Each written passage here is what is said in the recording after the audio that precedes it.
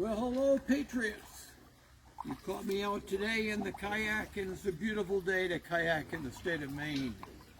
Hey, I wanted to bring up an issue that I think is very important for the election and for the whole idea of the sheriff of York County, and that is community policing. The other day I was in a particular store, and in the store I saw a theft take place. Now, it was a theft kind of tongue-in-cheek, you might say, because birds were flying into the store, eating the bird seed on the top shelf and then flying away. Well, I took that to the various employees, 3 in fact, and I said to them, I want to report to you a theft that's taken place. And you know what they told me? They said, we don't do anything with thefts. We just leave it alone and let people go. I said, you got to be kidding me. You know, the scriptures teach us that thou shalt not steal. That's found in the book of Exodus in one of the 10 Commandments.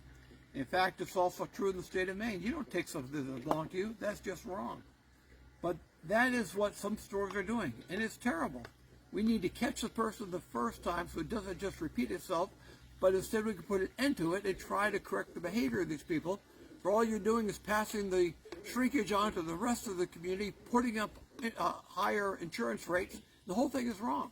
So we need to change that. That's why you need to elect me as sheriff, that I will change the policies for my department and the entire county is what I'll work on as well.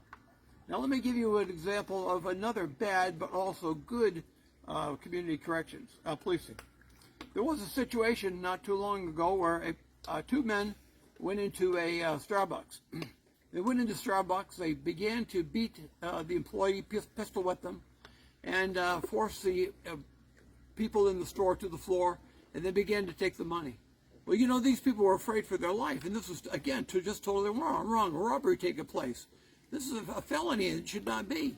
So the employees turned on the bad guys, knocked them down to the floor, they sat on top of them, got the police, and the police came and took the bad guys to jail. They're sitting in prison, or in jail at the moment, waiting trial. That is good community policing. However, this is the bad community policing. They were fired because their bosses said, you know what? We were just to let him go, and you violated policy. Now listen, how are you going to correct the people? How are you going to get the people? How are you going to change attitudes of people if you don't incarcerate them and put them in jail? We needed to do that. So that was both good and bad community policing. Now I'll give you another example that took place recently. There's a lady who was attacked at knife point. Her valuables were taken, her pocketbook was taken, and the person fled on foot. She got back into her car, chased the person down, ran over him, killed him, by the way, and got her valuables back. That lady should be applauded. That is a hero. The villain has been put down. He'll never do that again. And we have, in fact, the lady got her valuables back. That's the way it needs to be under community policing. That's the way it'll be when I'm sheriff. I will set that as a goal to put down and stop theft within the county.